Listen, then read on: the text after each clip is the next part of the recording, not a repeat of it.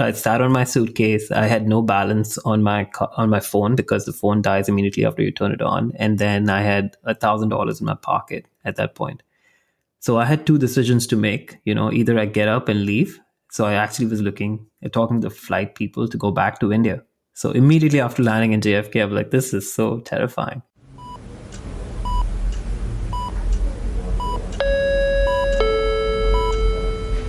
Paging Dr. Cook.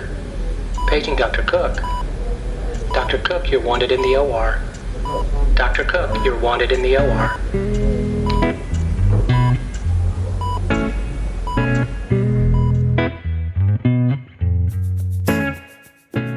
Welcome to the Prescription for Success podcast with your host, Dr. Randy Cook.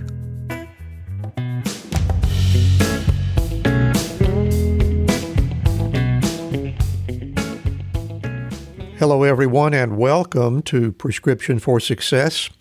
I'm Dr. Randy Cook, your host for the podcast, which is a production of MD Coaches, providing leadership and executive coaching for physicians by physicians to overcome burnout, transition your career, develop as a leader, or whatever your goal might be. Visit MD Coaches on the web at mymdcoaches.com because you're not in this alone. And don't forget that CME credit is available when you listen with us. Just look for CMify in the show notes to learn how. My guest today is a pediatric emergency medicine physician in New Orleans. He has a great coming to America story, and he also has a fascinating story about a rather different approach to real estate investment. So let's hear Dr. Ayush Gupta give us the details.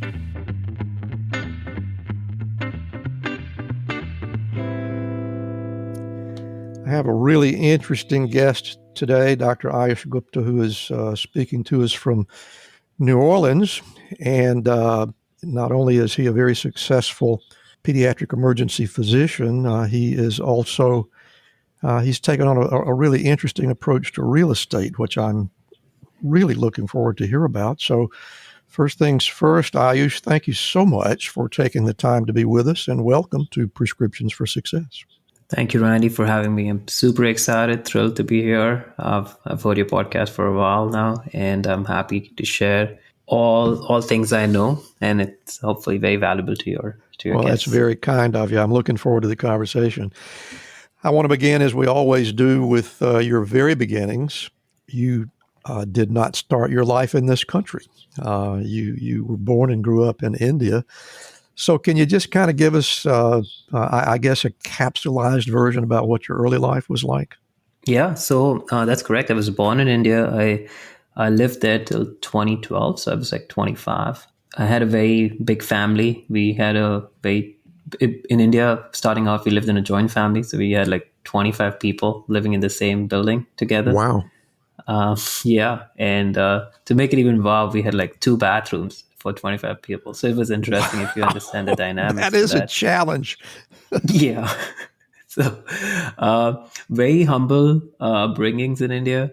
And, like any other Indian kid, you were supposed to be a doctor or an engineer. My brother, who was 6 years older than me, did not decide to be a doctor.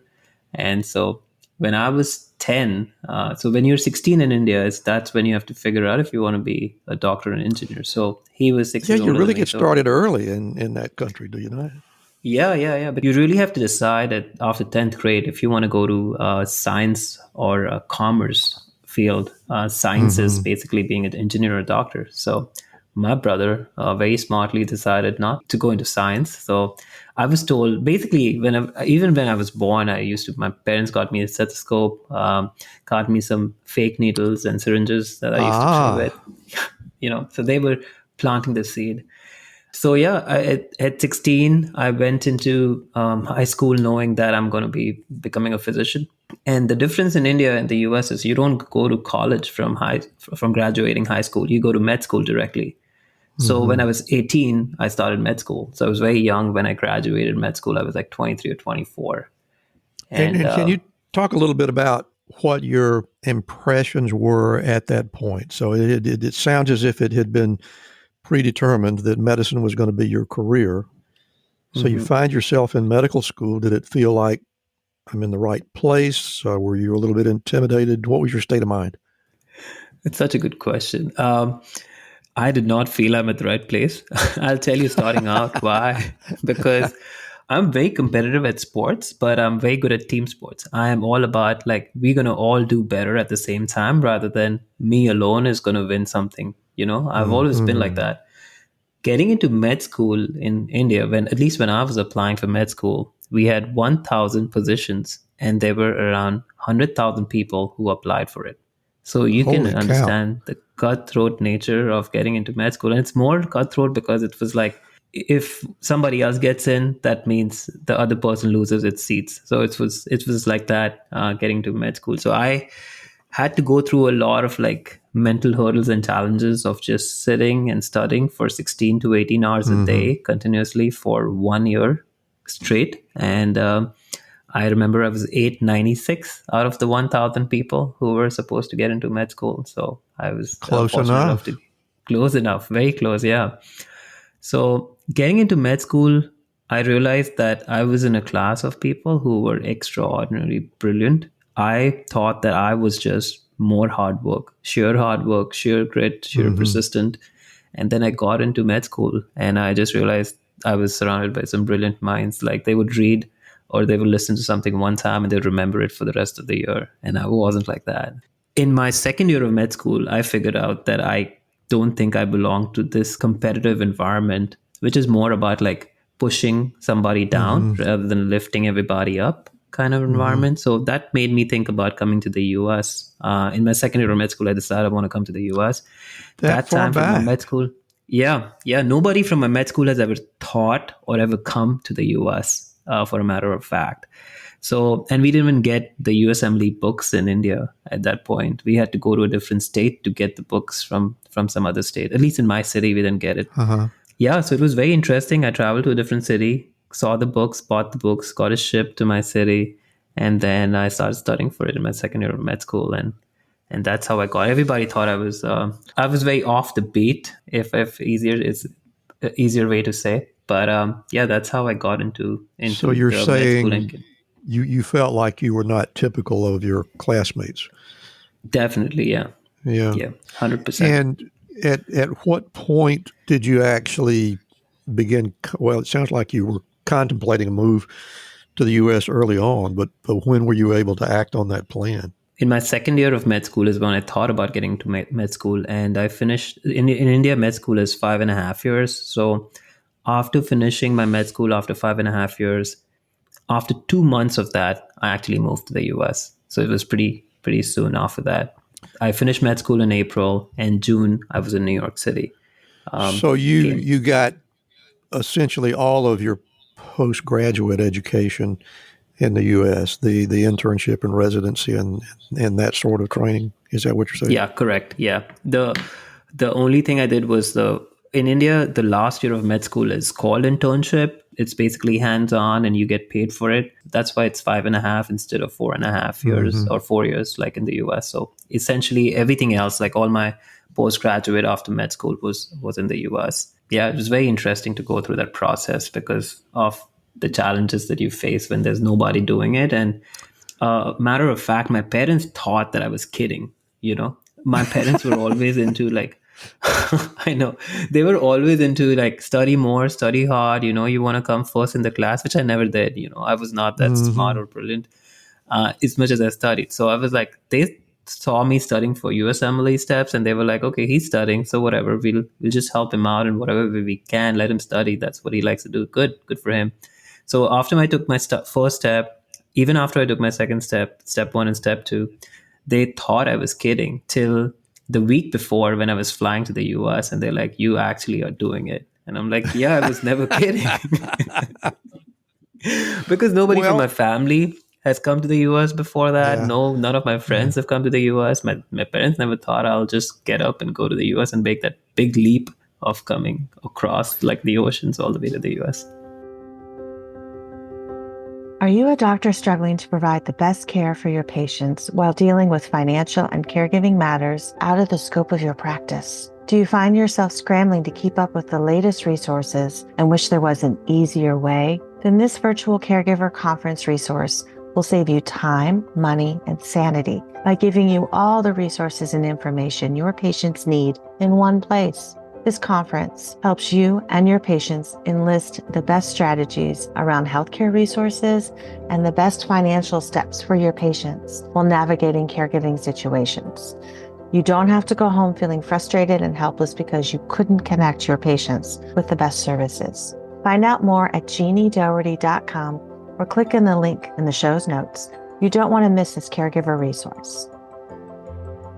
Hi, I'm Rhonda Crow, founder and CEO for MD Coaches. Here on RX for Success, we interview a lot of great medical professionals on how they grew their careers, how they overcame challenges, and how they handle day-to-day work.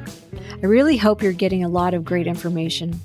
But if you're looking for an answer to a specific problem, management or administration challenge, or if you're feeling just a bit burnt out, like maybe you chose the wrong career, well, then there's a faster way to get the help you need. No, it's not counseling, it's coaching. RX for Success is produced by MD Coaches, a team of physicians who have been where you are. I know you're used to going it alone, but you don't have to. Get the support you need today. Visit us at mymdcoaches.com to schedule your complimentary consultation. Again, that's mymdcoaches.com, because you're not in this alone. We'll get back to our interview in just a moment, but right now I want to tell you a little bit about Physician Outlook. If you haven't discovered this remarkable magazine, please do so very soon. It was created by physicians, for physicians, to showcase the intersection between clinical and non-clinical interests, whether it's writing, painting, cooking, politics, and dozens of other topics. Physician Outlook gives a physician perspective. It's available online and in print. It's really unique among physician lifestyle magazines. And like the Prescription for Success podcast, Physician Outlook amplifies the voice of any physician who has something to say. It also engages patients who still believe in physician-led, team-based care.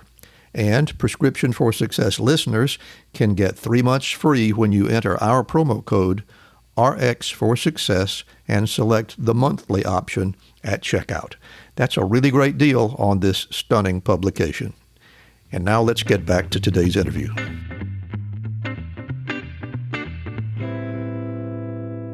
And what were your initial plans at that point? I mean, eventually you wound up in pediatric emergency medicine, but did you have any idea you were headed that way when you got to New York? I wish I had a good idea. I had no plans. I'll tell you an interesting story. I came to the US with an address that my parents found of a far-off relative, landed at JFK airport after like a 14-hour flight from India. And then, there was no Uber or Lyft or other kind of app shares that time. So I went to find a yellow cab with an address, and they all said no. That address doesn't exist. That's what I was told. And I didn't know New York has 5 boroughs. It has Long Island. I did not know all these things at that point. So I went back inside the airport. I sat on my suitcase. I had no balance on my phone because the phone dies immediately after you turn it on. And then I had $1,000 in my pocket at that point. So I had 2 decisions to make. Either I get up and leave. So I actually was talking to the flight people to go back to India. So immediately after landing in JFK, I was like, this is so terrifying. But I just sat down. I sat down for like 10 minutes. And, there was a lady in the flight when I was coming to the US, and she saw my first time, and she wrote me a very nice quote, which I still hold on to. And she was like, you're going to be very successful based on the conversation we had. And I just read that quote and went back again outside to probably the 10th or the 15th yellow cab that I could find. And that guy took me around all boroughs and dropped me to that address at some point. Yeah, my first few hours in the US was something that I would never forget for the rest of my life. So that's how it started. That's pretty intimidating. Yeah, it was. And did you, I assume that you had already made arrangements for a residency position somewhere in the city. Is that correct? No, actually not. So the first year when I came... So you didn't even have a job when you showed up? No job, nothing. I just came because I had to take my my CS, the clinical skills examination, which is Right. not there anymore, the Part 2 CS, that can be only taken at 5 or 6 cities in the US. You can't take it in India or any other country. So I had no jobs lined up. I had no pay lined up. I couldn't legally work for money. And then I just came because I came in June. August is when I had a CS date lined up. That's the only thing I had lined up. I had no apartment, no hospital, no connection, zero. It was very interesting because in India, everything was comfortable. I lived at home. I went to med school from home. I had a car. It was super easy. And then to come to the US with starting life from zero. In fun fact, I never had to wash my clothes, never had to like cook in India because you have people helping you out doing all these things. And then you land in US. And the first time I went to a laundromat, I was like, I don't know how to do this. It was very interesting to figure those things out in New York. Well, I have to tell you, that sounds like culture shock beyond anything that most people can endure. And yet you did endure it. Were there moments when you thought, how am I going to manage this? Or did you just feel like if you keep your head down, everything was going to be okay? I'm really interested to know what your state of mind was because it sounds terrifying to me. Yeah, it was terrifying. I agree to that. It was pretty terrifying. And there were moments that I thought, what am I doing? And I left a very comfortable life and came over here. But I think the big picture that I had in my mind always kept me going, that I want to do big things in life, especially for my family. I had a big why that time. So my state of mind at that point, one, I was in like the awe of living in a big city like New York City. Everything was like roses. Everything looked great, even though my first 6 months that I lived in the US was sharing a room and sleeping on the floor with another guy. So we were paying $325 in rent at that point. Wow. But like anything, like when I think about it, the biggest risks I took in life had the biggest returns. And I think it works for most of the people like that. Nowadays, I've changed that frame from risk to opportunity. It was an opportunity that not a lot of people get to come to the US and figure it out. And I think that opportunity rewards you in some way. That point, it was very threatening. It was very terrifying. But it was very challenging. But I think I had in my mind that I'll figure it out. Whatever happens, I'll figure it out. Next meal, I'll figure it out. You have to wash clothes, we'll figure it out. I think that is how I thought about it. I just thought about one step, one next thing at a time. I think if I thought about 10 things, I would have not survived moving over here with that kind of culture shock. Yeah, that makes a lot of sense to me. So you landed an internship position, a residency position at one of the New York hospitals. How did that come about? The first year I came in over here, in which I was giving my steps, I interviewed during the residency interviews. I had a bunch of interviews. I made a good impression, and I got through the residency position in Brooklyn. It was great. Again, it was just the first time getting paid to do something that you love, and it was just a dream come true for me at that point. I didn't know a lot of things that was going to happen during residency. I didn't know any other things apart from medicine at that point. I had lived in US for approximately like 9 months to a year by that time. So I was a little more accustomed to I was a little less culturally shocked, accustomed to what goes on. 3 years of residency flew by. And then I made a lot of friends. It was great to go through residency. Yeah. Any idea what was it that made you focus on pediatrics? The first time I thought about pediatrics was way later in my med school. I always wanted to be a plastic surgeon. And I actually tell this to a lot of med students. Now that I'm in the ER, I teach med students a lot. It keeps changing, during your med school. I don't know if you have gone through this process, right? So I started with I wanted to be a plastic surgeon. It changed to being an orthopedic surgeon and eventually ended up being a pediatrician. For me, the biggest driver was two big things. One, when I did my final year in India, there used to be a cancer patient, a pediatric cancer patient that I used to deal with every day. And it was very impactful to see her tell her parents that, hey, I want to be like this doctor when I grow up. I think that's something that you don't get in a lot of other subspecialties. A kid telling their parents. And you still get to hear that sometimes over here as well. So that was a big, big thing. And then the second thing, I think it was more of a limiting belief. When I was coming from India as an international medical graduate from India, we do not have options for everything. There is option for everything. You can apply for everything, but the chances of getting into a surgical subspecialty is pretty low as compared to a medical field like internal medicine, family medicine, pediatrics. So for me, I already like pediatrics, so I only applied for peds. Those two reasons, I would say. And eventually that is evolved into pediatric emergency medicine. How did that come about? I was always like my previous nature, go-getter, want to do things which nobody does, it was the most competitive field, pediatric emergency at that point when I was applying. It's 100% match. And it was never heard that a person on H-1B visa gets pediatric emergency. I was on H-1B visa. And I want to do that now, so that's what happened with me. I loved peds ER. I still love it. I think I like the procedure part of it. I liked how fast I can make an impact on somebody. And and also I like the scheduling part of it. When you're at work, you'll be working really hard. You'll be having a lot of hard patients, hard things you'll be doing. You'll be saving lives. But then after work, you're never on call. That attracted me a lot towards pediatric emergency medicine. Yeah, there's a lot to be said for that. Yeah. I didn't think about how beneficial it would be later on. Like now that I do other things apart from just pediatric emergency medicine, I realize how fun it is. Like right now I can do this podcast without worrying about being on call, which sometimes in other subspecialties on weekdays can be tough. And to be honest, I think my life always throws me a curveball, and I applied to pediatric emergency medicine. I think I got 10 to 12 interviews, and I interviewed at all places, and I did not get matched. Within the next few months, I scrambled into a pediatric emergency medicine position. So it was always like, it was never heard about it, like an H-1B person gets into pediatric emergency medicine. So that's what happened. But then eventually life plays out in a way that works out. So I got into there again. It was just a matter of persisting. Yeah. How did you end up in New Orleans, in the Crescent City?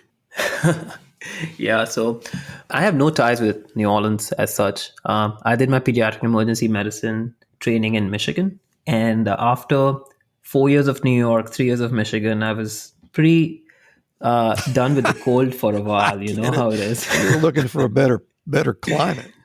Yeah, that was a big thing. I was looking for an opportunity with where I can grow, not so developed department, grow it into a bigger freestanding hospital and a better like climate, to be honest. So I went about interviewing from the West Coast all the way down to the Southeast. I was primarily just interviewing at warmer cities, and New Orleans in 2018, when I interviewed, offered a great opportunity for me to grow that program from where it was to where it is today. Yeah, so I ended up without any ties, just the opportunity to grow that program, because I still love medicine. I still loved at that point how I can grow something.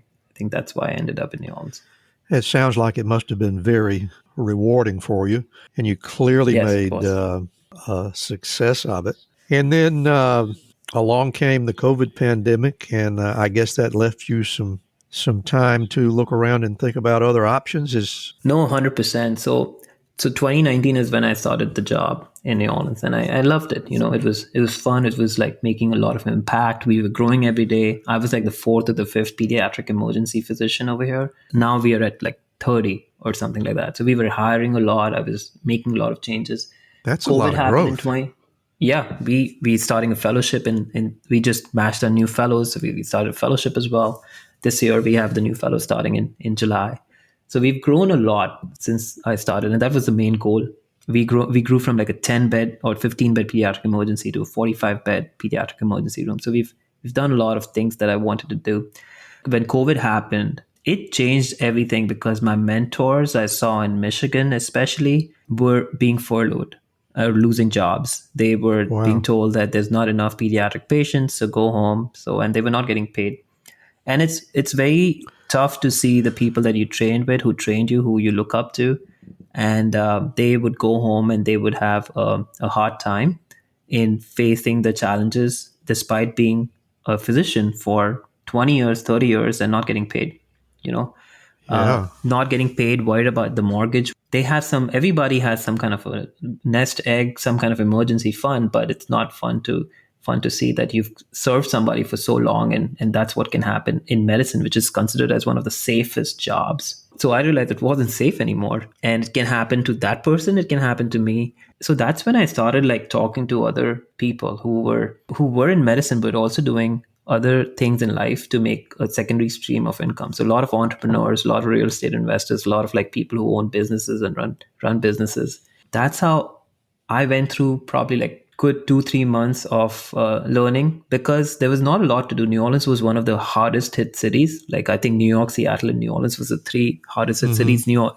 because it happened right after Mardi Gras in 2020. So we had a lot of people over here. So it spread pretty fast. So there was nothing to do. The city was shut down. You can't go out. You had to stay at home. So I used that time to just learn, educate. And that's how I got into real estate investing. Was it something that you had ever considered before, this real estate world, or did it just sort of come to you in a dream? I'm really curious about the nidus of where this all came from.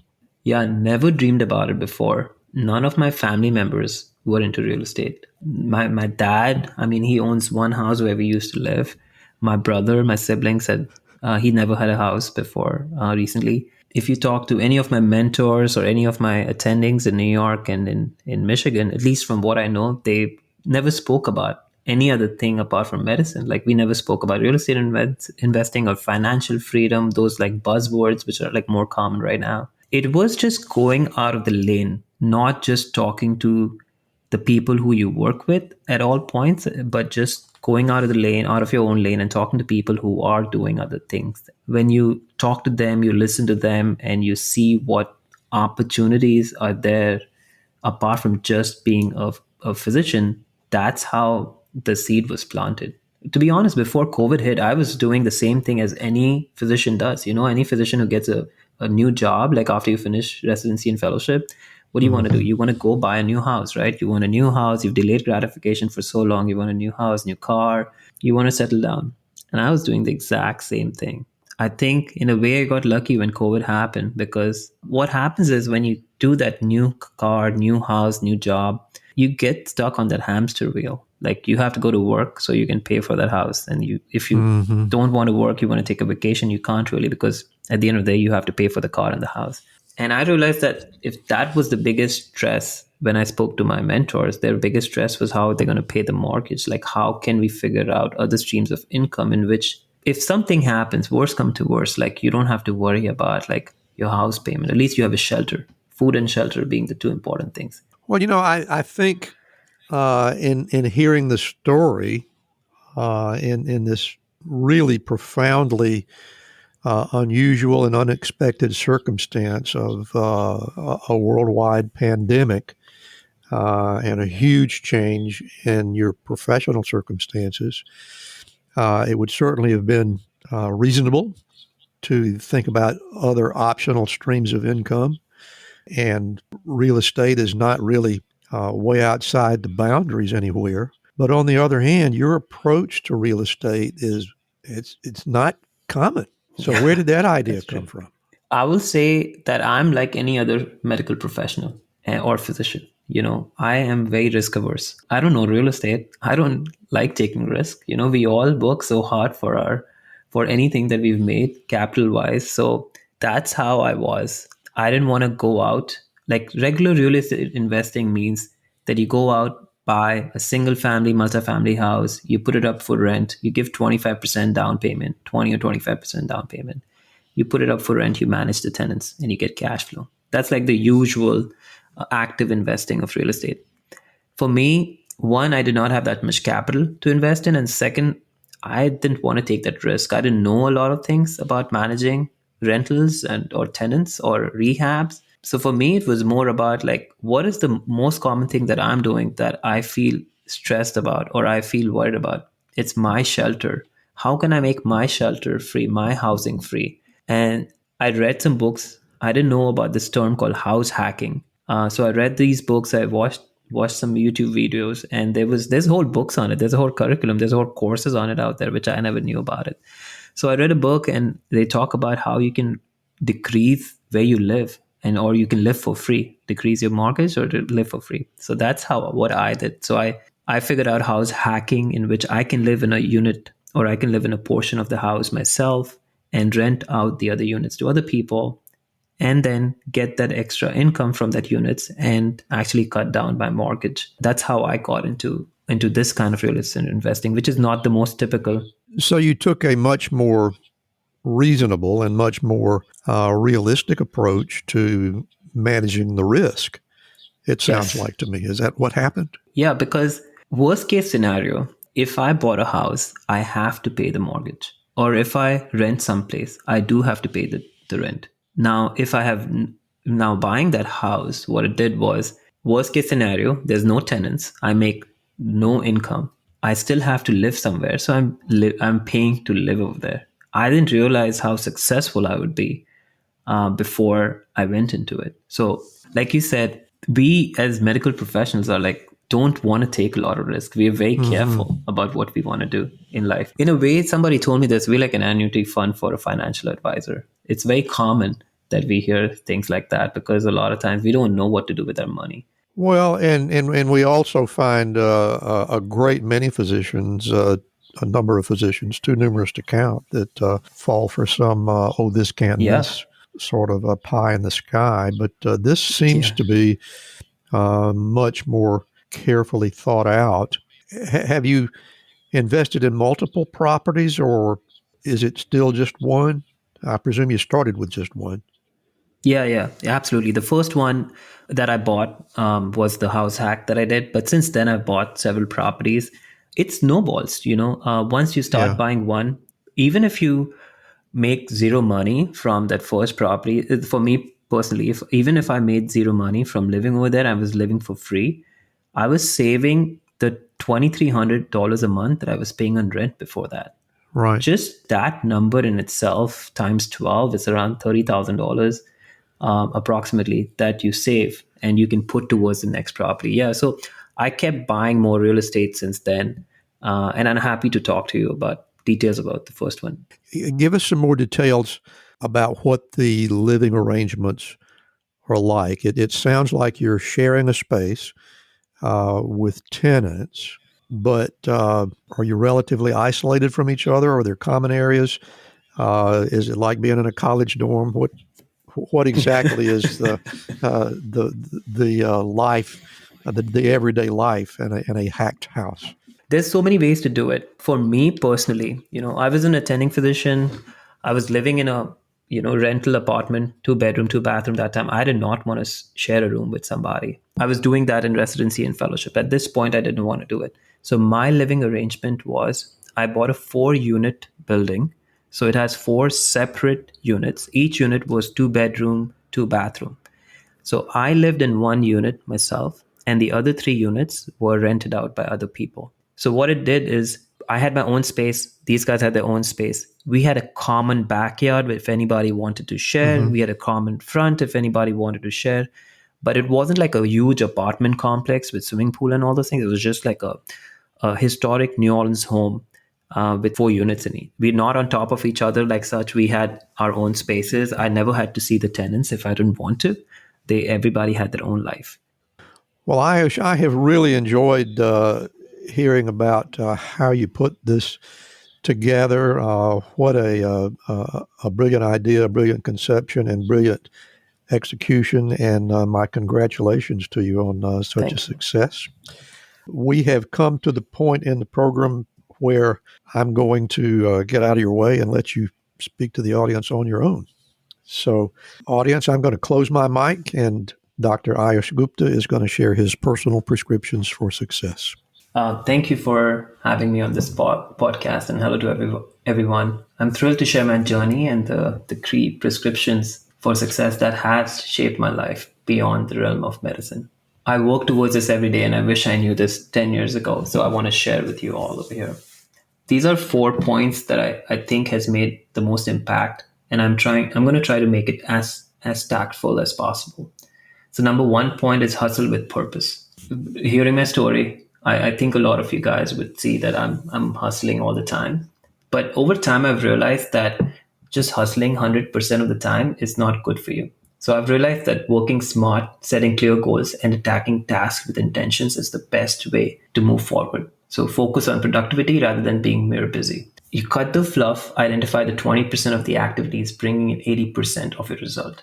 So this is what the tactics is for this. Sit down every day after 1 hour, 2 hours of a task and write the task you did and give a dollar sign in front of that. Do it for a week and see which task has the maximum dollar sign, mean which task has the maximum results that you want. And then focus on those tasks and remove the less 20% of the task. Your job in life is to focus on those 20% of activities that brings in 80% of the results, and then delegate or remove the low dollar sign task. Remember this quote: your profession is what you were trained to do. Your purpose is what you were made to do. Uncover your purpose and let it be the guiding, fulfilling life. So that's what you're doing with Hustle with Purpose. You're trying to find your purpose. Number 2 is build a powerful network. There's a very cool quote. It's called "Your network is your net worth." I've learned this over the last few years, and also in my story before. I've always tried to network with people who are way ahead of you. I'll give you an example for podcasts. If you want to spread your knowledge by recording a podcast, and that's how you want to spread your message, you want to talk to other physicians, connect with other podcast hosts like Randy. Connect with them. They might respond immediately. They might not respond immediately. You might have to do 10 people. You might have to send it out to 10 people. So take them out for dinner. Take their notes. Follow the prescription that they are giving you for success. So build a powerful network and contact those people. Number 3 you can do is do the reps and always continue to learn. You can't achieve what you want to do without doing the reps and learning at all time. Remember the time when you were doing the first stitch as a med student? I remember it. It was really tough. I was super scared. I couldn't do it. And now, as a pediatric emergency physician, I can do those things without any problem. The reason why I can do it is because I put in the reps. Similarly, suppose you want to buy a house or you want to buy a real estate deal. Don't be upset if the first deal doesn't go through or your first offer doesn't go through.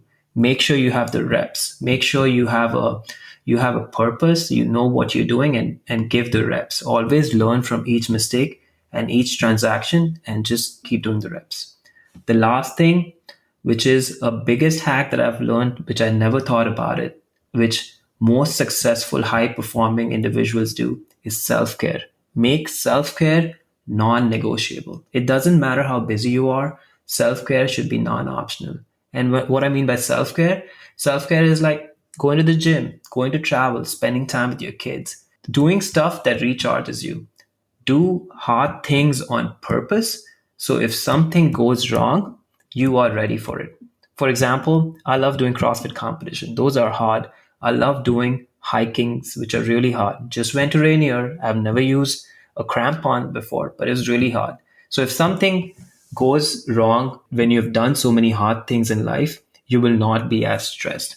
So that's another big tip I can give you. And with all these things, another reason why you're doing the self-care is you're challenging the status quo. The status quo right now is a regular physician retired at 65 years. Actually makes no sense. Remember, your money has no value when you're dead. So use that personal time to do travel, fitness, time with your family. So lastly, so you can have it all.